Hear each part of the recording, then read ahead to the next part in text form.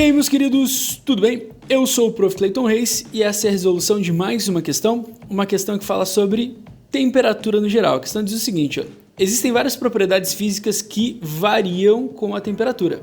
Assinale a alternativa que apresenta uma propriedade física que não varia com a temperatura. E aí a gente tem que escolher ali a opção. Bom, no geral, a pressão, de um gás, a resistência elétrica e o comprimento de um material variam com a temperatura. Então, tu tendo uma noção geral da termologia, e da influência da temperatura nos corpos, tu vai direto na resposta A.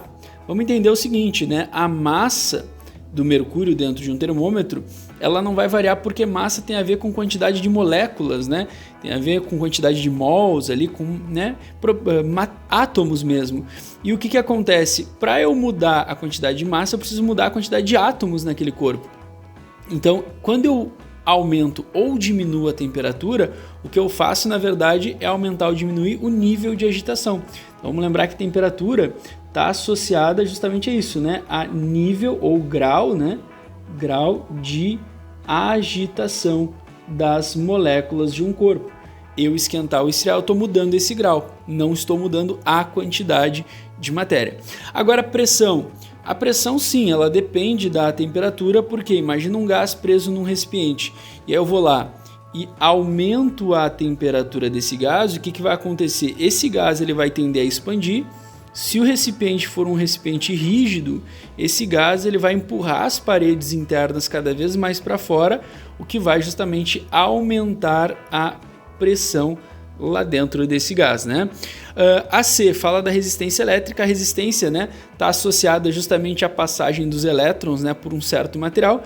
Quando eu aumento o grau de agitação, quando eu aumento a temperatura de um fio, por exemplo, os elétrons ficando mais agitados, as partículas ficando mais agitadas, as moléculas ali ficando mais agitadas, vai dificultar o movimento dos elétrons dentro desse material. E justamente a resistência é definida como sendo uma dificuldade para movimentar elétrons num certo material. Então, quanto mais quente, mais difícil fica, porque a tendência são essas partículas, esses átomos e essas moléculas ficarem mais agitadas.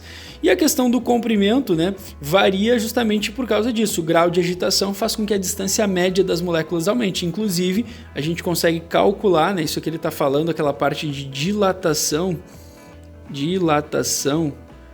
térmica dos corpos, que justamente a gente pode calcular dilatação linear, dilatação superficial, dilatação volumétrica, todas elas têm a ver com aumento ou diminuição de temperatura.